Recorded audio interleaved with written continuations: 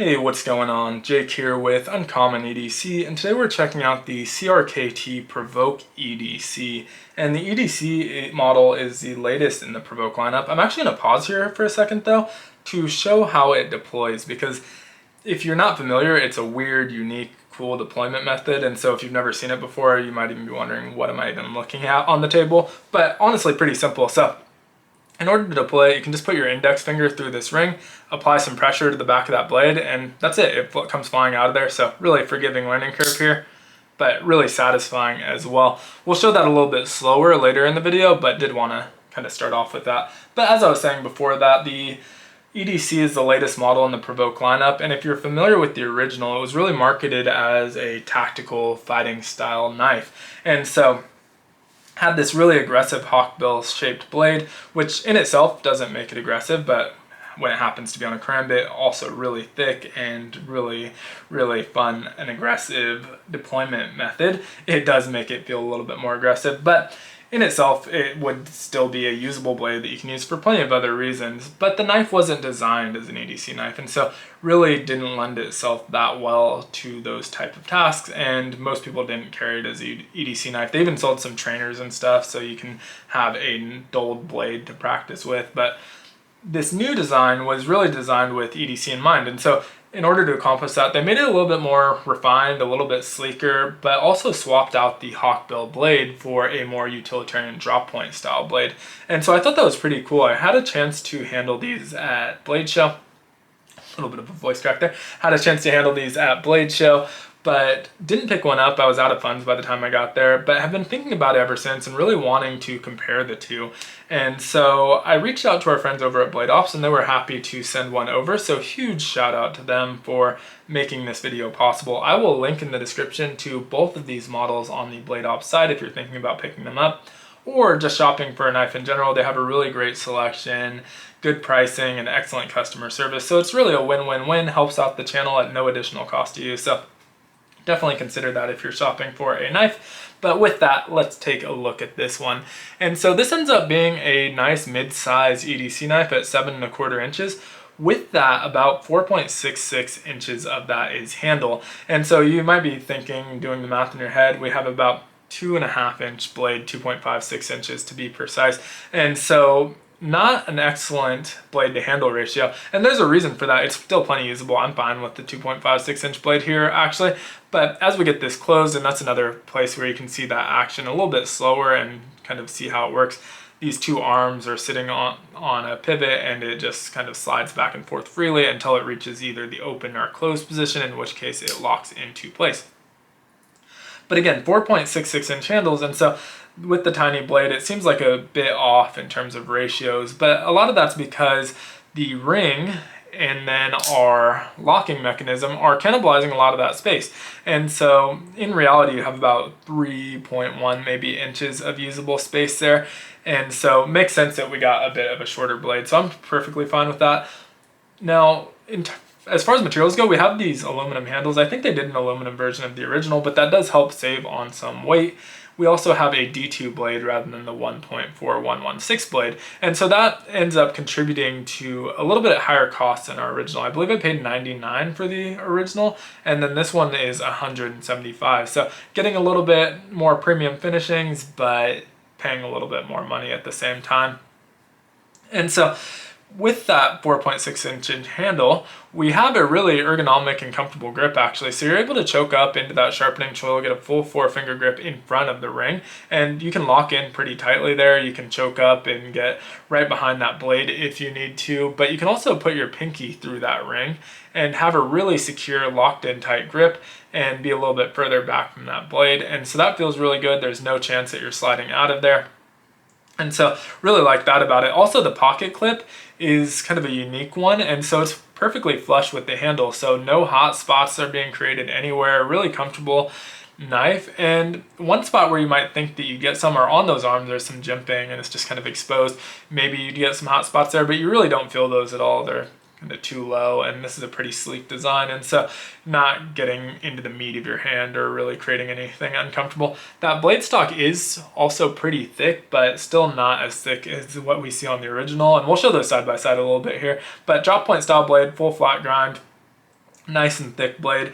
Now with that pocket clip, and we'll show that here, it's a unique design, which I really like. I think it's interesting. It wraps around this ring and is usually flush with the handle. Now, in order to use it, you end up having to press back here. And when I do that, we'll show that a little bit closer, it ends up raising up that pocket clip so you can slide it over your pants. Now, thicker pockets, it's a little bit hard to do. It doesn't raise up that high. And it's also a little bit clumsy. If you end up, a little bit to the side, a little bit over here, it will raise it, but not enough to get the material of your pants there. And so you really have to make sure you're in the exact right spot, which makes it feel pretty clumsy to use. The other thing is it puts it in this position, which is ready to deploy. When you pull it out, you kind of get here and pull it out, and then you're just sliding your ring finger in there, or your pointer finger in there, and ready to deploy. But that does mean that this is on the inside of your pocket and the blade is exposed. And so that was one of my biggest gripes with the original, and it's still present here, but they did a really good job of addressing it. And all they did was put the blade much closer. So you can see there's basically no gap. I'm not sure how there's not blade rub, honestly, because the blade is basically sitting directly on the handle. And so even though the tip's still exposed, it's a lot harder to catch yourself on there if you're reaching into your pocket and just sliding up. It's still possible to do, but gonna happen a lot less often than with the original.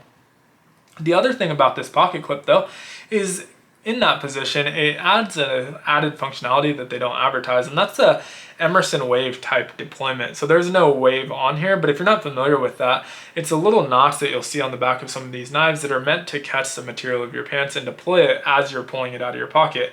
And so if you pull straight up, it's not going to happen. It'll just pull out and stay closed.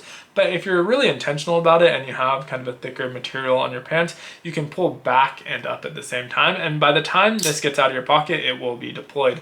And so no issues with, damaging your pants or your leg, more importantly, I guess. It's really going to be deploying as it's pulling out of your pocket. So don't think you'll have any issues there. And you can do that with this model or the original. It probably makes more sense with the original, since this one, when you pull it out and deploy it, that's another thing I actually probably should talk about, is when you deploy this, it's not in a ready-to-use position. It's kind of in that more fighting knife style position. You end up having to flip it around. And so that's fine, not a big deal, but not going to make it as convenient as other EDC knives. So they made it more EDC friendly, but still not going to be as convenient as knives that are really made as folders, ready to deploy. As soon as you get it deployed, it's ready to use. And so this one does require two hands to operate the lock. I guess it doesn't require two hands. You can do it one-handed. It's a little bit clumsy. You can see it's a little bit harder to do.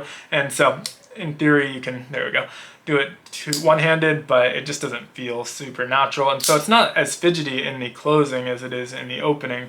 Most of the time when I'm doing this, I'm grabbing it with my other hand and pulling it back. And so not quite as smooth. It's still a little bit of an upgrade over the original though. So don't remember if I mentioned weight. This one ends up a little bit lighter at 3.4 ounces. A lot of that's due to it being significantly smaller and aluminum handled. Now I say significantly smaller, I mostly just mean it's not as thick. And so let's look at the original here.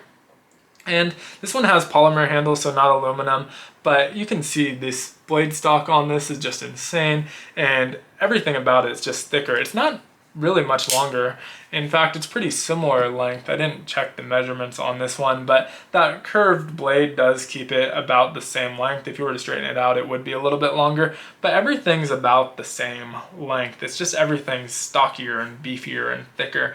And so you can see with that ring, this one is way larger. Those arms are larger. And then if we get these kind of side by side, you'll see how much thicker that handle is.